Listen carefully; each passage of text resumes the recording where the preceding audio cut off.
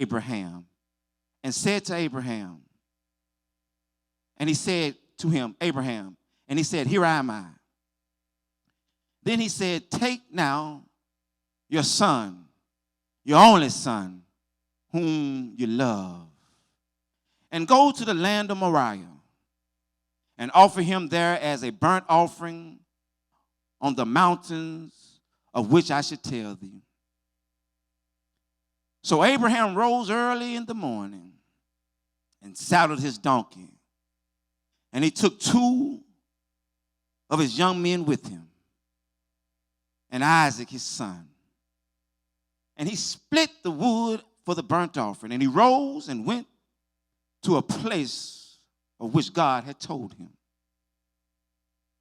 Then on the 3rd day, Abraham lifted up his eyes and saw the place afar off.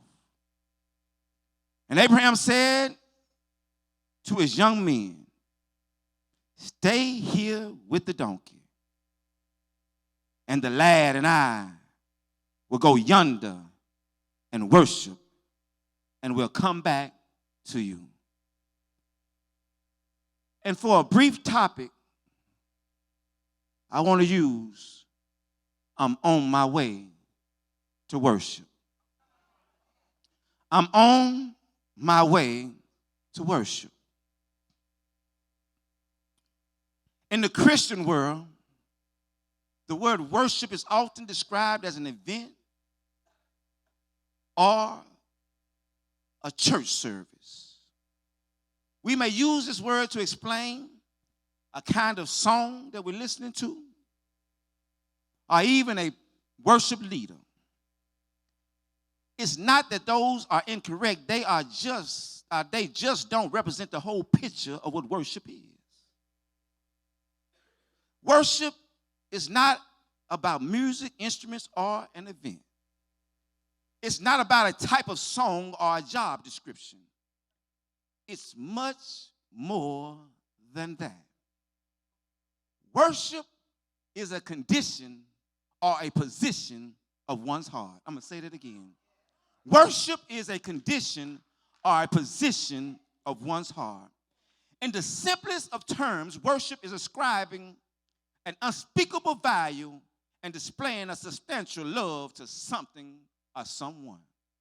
Let me read that again. In the simplest term, worship is ascribing an unspeakable value or displaying a substantial love to something or someone. Regardless of what the thing is, we all are worshiping something. Regardless to what that thing is, look at somebody and say, you're worshiping something. Something. And the mere reason you're worshiping something, because every last one of us have been designed to worship. I'm going to say it again. Every last one of us in this room have been designed to worship. So the question on the table is, what are you worshiping? What are you worshiping? On any given day, we direct our adoration or our devotion to something or someone. It starts early in the morning. What is the first thing on your mind when you open your eyes? A lot of times it ain't God. It might be what I'm getting ready to eat. Am I getting ready to go to work? Am I going to call in sick? What kind of clothes I'm going to put on today? What is the weather supposed to be? I just got my hair fixed and it's supposed to rain today. A lot of time, God is not the first thing on your mind. It could be our careers, or it could even be our spouses. It could be our children. It could even be somebody that is famous. Ain't that right, Mark? It could be, what's his name? Idris Elba. Would you say, Sister Patilla? Denzel Washington. That's for the old school, you know. It could be, if you ask my wife, it could be LL Cool J. And I had a problem with that because she always talked about LL Cool J. And I told her, I said, my name is James too. She said something about that head, so I shaved my head and got it bald. And I said, what about now? She said, baby, I see you trying, but you still ain't LL Cool J. It could even be a car or a house. It could be your drive to learn more about something or someone. It could even be you. A lot of us live in an image-driven world. So the thing we worship is an image. And I heard God says, I will have no other gods before me. But if we're not careful, we have to have a certain look before we even dot the door. We got to have a certain image. My hair got to look like her hair. My skin got to be like this. And ain't nothing wrong with looking good. But every once in a while, you got to be happy with what God has created. I might not be the LL that she sometimes dreams about. But I'm the LL that put a ring on her finger. I might not be the LL that making all the money, Brother Potter, but I'm the LL making all the honey. So she can't worry about anything else but me. And I'm happy with who I am. You know why I'm happy with who I am? Because God has created me. And every once in a while, you got to say, in all my flaws and all my frailties, I'm still a child of God. So no matter what it looks like, no matter what it feels like, no matter what you're going through, every last one of us in here have been designed to worship. And you got to ask yourself, what am I worshiping? Now, the thing we must do right here, we must take an account of what we're going through. There are things that take top positions in our hearts. There are things that hold a very extrinsic value in our hearts. And the Bible tells us to guard our heart with all diligence because out of it flows the issues of life. So you have to be real careful who you allow to get access to your heart. Oh, God, I feel like preaching, I told you. Some of us have allowed some stuff to shape and mold our very being. And God said, that was not my plan for you. Have any of us in here been hurt before? I'm talking about hurt deeply. And now when I look at certain things, I don't look at them the same way because I didn't guard my heart the right way. Now God says, I got something in store for you, but you're still struggling with some past stuff because you allowed yourself to be hurt. Look at somebody and tell them, I'm through with that. I got to guard my heart moving forward. Now, before we can eradicate anything that is receiving misplaced honor or adoration in our life, we must first be aware that it's something taking place of God in our lives. Let me say that again. Before you can fix anything that's getting most of your attention, you got to first realize it's something getting your attention outside of God. And all of us in here know sometimes something is taking precedent over God. You know why? Because I really don't even want to come to church. I don't want to read my Bible. I don't want to do some of the stuff that I know I need to do. And we start the year off real good. How many start the year off real good? Trying to keep up with the reading through the Bible, trying to keep up with all the daily scriptures, trying to keep up with everything that's going on. I'm going to make every church service. But look at somebody say, if it ain't in your heart, it's going to leave you real quick. Sometimes we do it for the wrong reasons. I got to tell myself every once in a while, Lord, I need your help. That's why I do what I do. That's why I get into his word. It ain't about to prove nothing to nobody else. Lord, I need your help.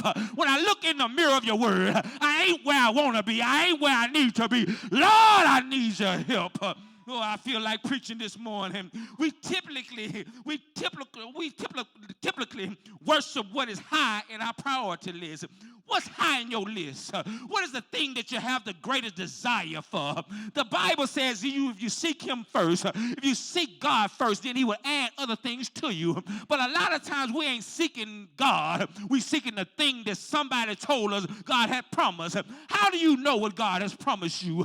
He said, delight yourself in him and he will give you the desires of your heart. But what are you delighting yourself in? What are you fashioning yourself after? What you put most of your energy into? What are you... what's controlling your thoughts?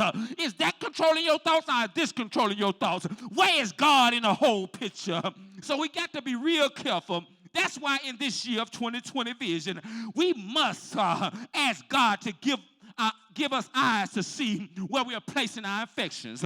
He said, set your affections on what things are on high, not on things of this earth. And a lot of times we put our affection on stuff that's going to fall apart. Have you ever did that before? Put yourself in the wrong hands, especially some of my sisters have put themselves in the wrong hands. Thought he was going to be and thought he was going to be but when you look back over your life, you realize he shaped some stuff in you and you're still struggling today. But I came here to tell you this morning, God can deliver you out of all your frailties, all your sickness, all your hurt and all your pains. If you just start delighting yourself in him. I feel like preaching this morning. And oh God, I feel it in me. In order for us to truly be able to worship God, we must know who he is. I'm going to say it again. In order for us to truly worship God, look at somebody and say, I got to know him. And one of my favorite scriptures was to know him in the power of his fellowship, the power of his resurrection and the power of his fellowship. What the reason? That I might know him in the power of his resurrection. That's what it was. And in the power of his fellowship. And every once in a while, I had to catch myself along the way because I thought I wanted to know him in the fellowship of his sufferings. Look at somebody and say, be careful what you ask for. Because I would pray that prayer and I'll get up and I always say it. Quote that scripture. I want to know him in the fellowship of his sufferings. I want to know him in the fellowship of his sufferings. And every once in a while I find myself, Brother Cross, laying on the floor crying because I didn't really want to know him in the fellowship of his sufferings. Have you ever been through some stuff and it was hurt you real bad? You thought you was going to lose your mind. And you said, I want to know him. Oh, God, I want to know you, but I don't want to go through anything.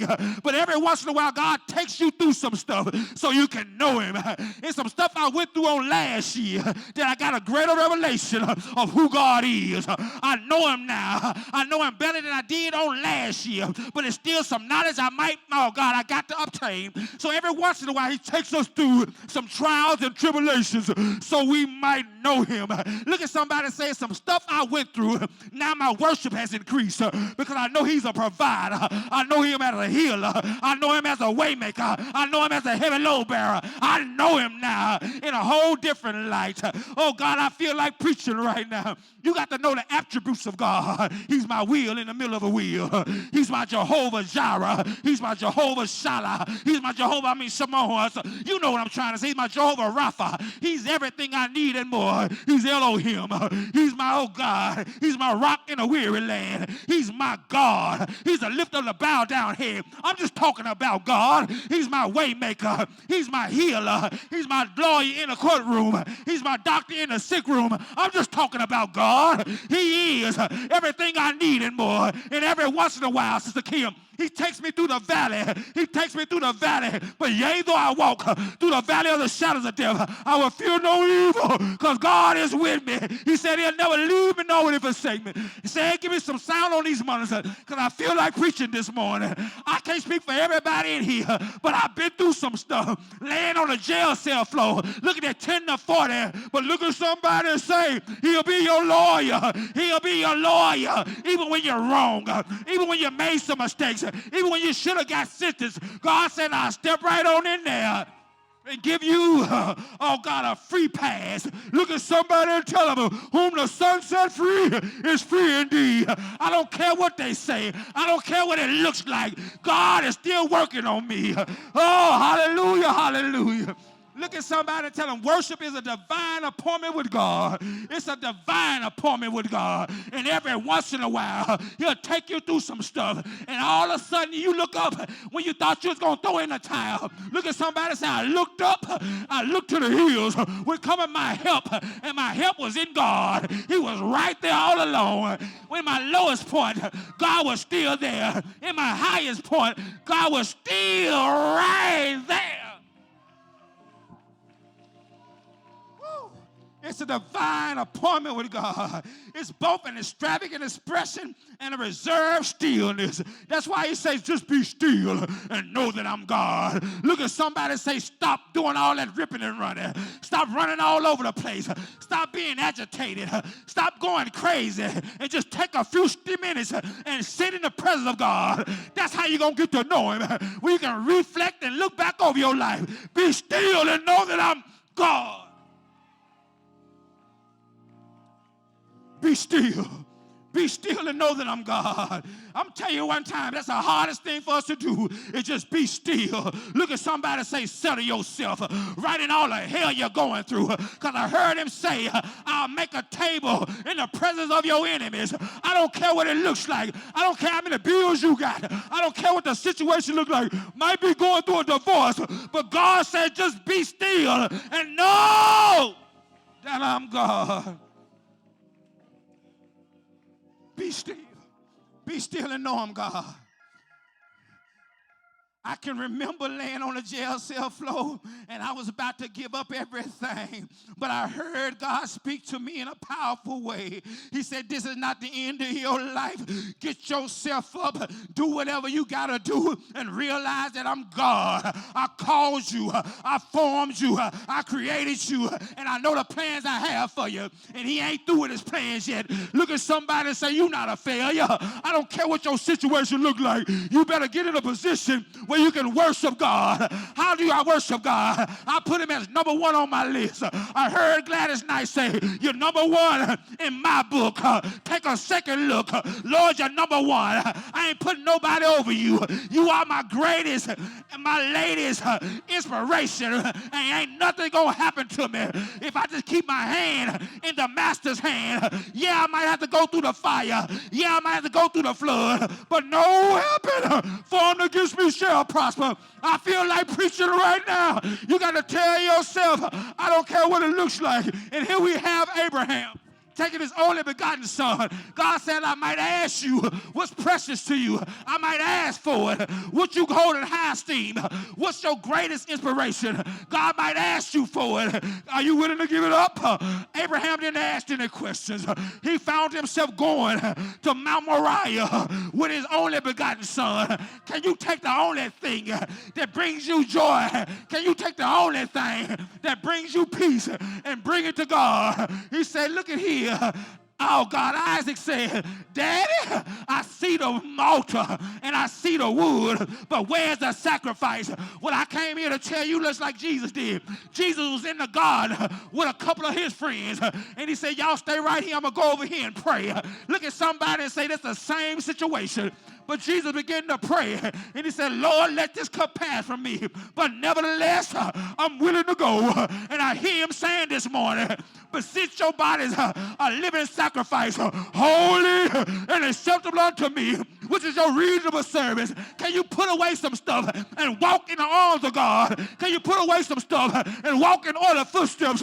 Yea, the steps of a good man are all about the Lord. I don't want to do it, but I ain't got no choice. He's been too good to me. He's still working on me. He's still calling me higher, higher, and higher. So I got to learn how to worship him in my worst situation. Worship him.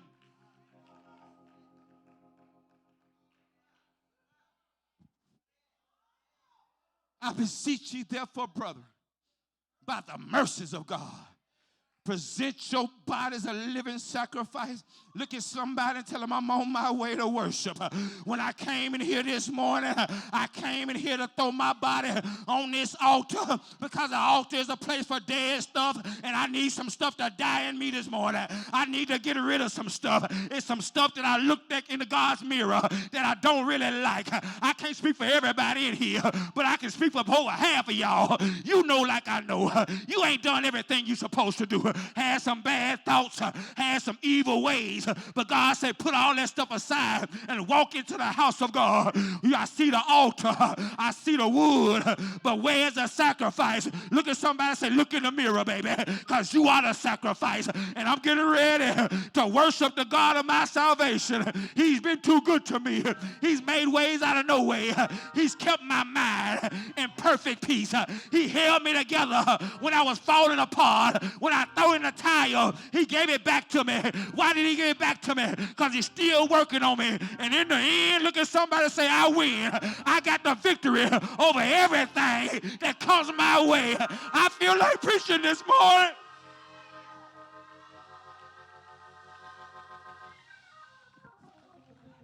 Look at your neighbor, slap high five, and say, I got the victory. I know it might not look like it right now. That's why I worship him, because he said he will never leave me nor will he forsake me. He said in the end I win. Victory shall be mine. I don't care what it looks like right now.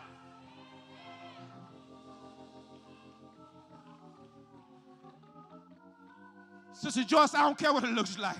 I don't care what the doctors say. I don't care what the bank accounts say. Look at somebody and say, I woke up this morning clothed in my right mind. You know I'm in my right mind because I came to the house of worship. I came to the house of prayer. I came to the house to give me some deliverance. And I know he's able to do exceedingly and abundantly above anything, all things. Oh, God.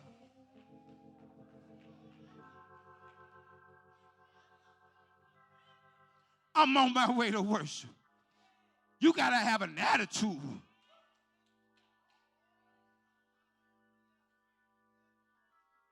And Brother Sprague, the first attitude you got to have is with yourself.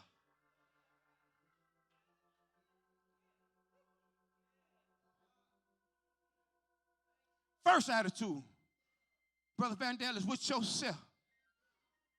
He asked us, Paul did, present your body a living sacrifice, holy. And that disqualified most of us. But look at somebody and tell them, he woke me up this morning and he gave me a chance to bring all that mess to the altar. And so I'm going to bring it to the altar this morning. You know why?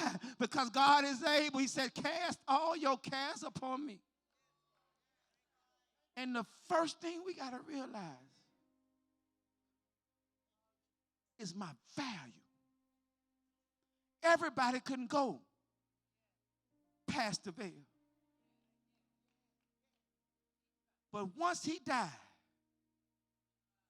and rent the veil from top to bottom, and they pierced him in his side. Look at somebody and say that blood shot all over me. And I'm so thankful for the blood of Christ because now I'm covered. And since I'm covered, look at somebody and say, I can bring everything boldly to the throne of grace because I am a royal priesthood. I'm a holy nation. I'm a peculiar people. And it's my time now to worship God.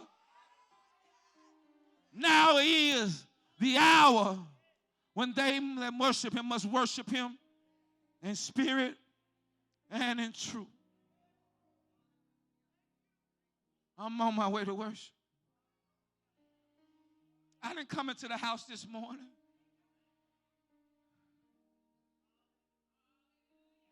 out of duty. I came in here out of need.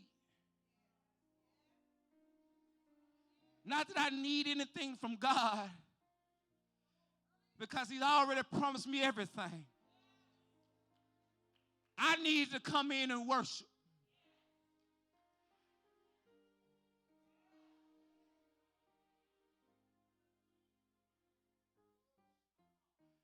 When you understand the need to worship,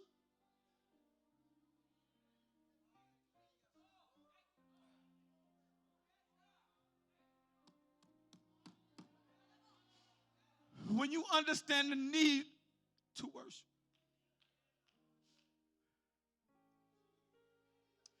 it lifts the heavy burden. It breaks up the fallow ground. It brings about a peace that surpasses all understanding. When you understand the need,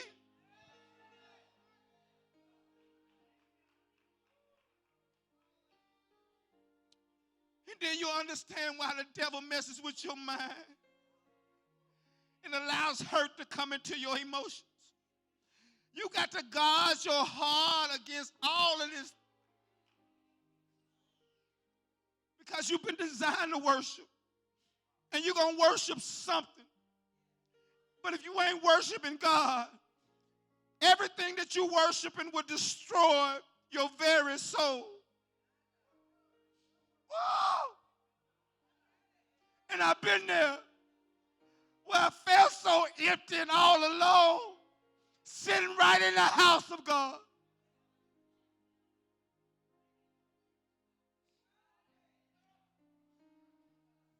But then I heard him say, stop thinking about it and think about me. Raise your hands up and look at somebody and say, surrender all. You can't fix it anyway. But the God we serve is able. Not only is he able, but he's willing. We have been designed to worship.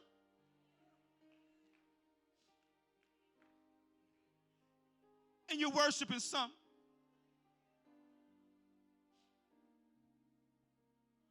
As the altar workers come, let me be transparent.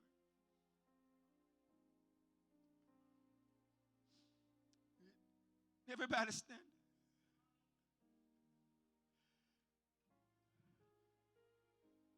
Folk just don't stop coming to church. They start losing their focus. The devil comes to throw everything he can at you to get you out of focus.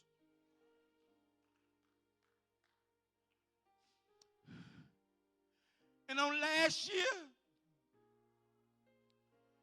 after walking with God some 20 years,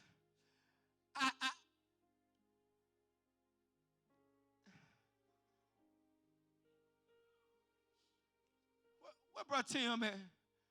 Brother Tim, no. When you looking at some serious jail time,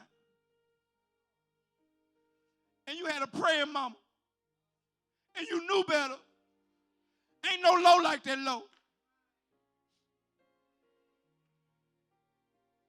And you overcome that. But my lowest lows was last year. And it was some mornings, Sunday mornings, that me and my wife had to pull each other just to get to the house of God. But one thing I knew, if I ever stopped coming to church, I wasn't going to make it. Because what you got to realize, if you've been through a whole lot of hell and been through a whole lot of situations, that's all the devil got to tip you with. But the more you've been through, the more he has to tempt you. And so, I stand here today with a testimony that said, I understand the need more now to worship than anything. Because he'll use stuff in the church to keep you from coming to church. But look at somebody saying, I didn't come to church for church. I came to church for corporate worship. I came in here to get what I need from God. And the only way I'm going to get it is through worship. This altar is open. It ain't nothing we can give you up here. But we definitely can touch and agree with you. We can touch and agree with you right now that your best days are still ahead of you. And the hell you're experiencing right now is only for you to get to know God on a greater level.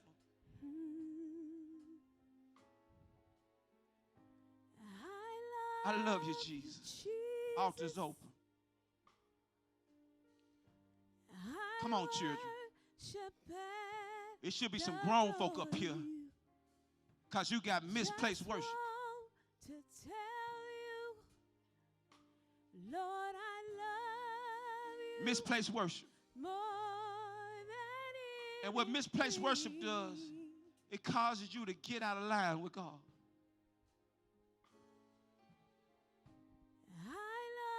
Come on, Sister Kim, minister to her. You are dismissed in the presence of the Lord. But this altar is open. It's open for those that realize, Lord, I need to worship.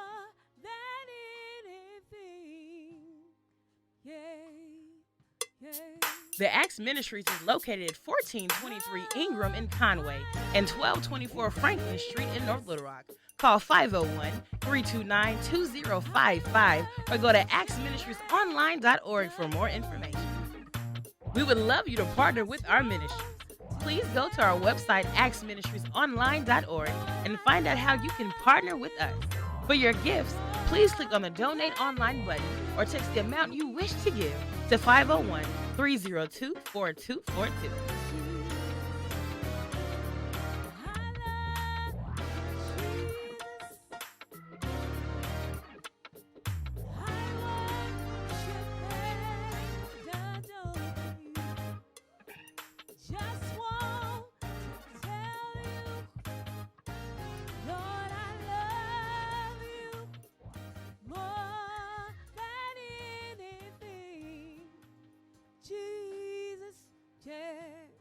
Jesus, yeah, I love you, Jesus. Oh, I worship and adore you. Just want to tell you, Lord, I love you more than anything, Jesus. The Acts Ministries is located at 1423 Ingram in Conway and 1224 Franklin Street in North Little Rock. Call 501-329-2055 or go to actsministriesonline.org for more information. We would love you to partner with our ministries. Please go to our website, actsministriesonline.org, and find out how you can partner with us. For your gifts, please click on the Donate Online button or text the amount you wish to give to 501-302-4242.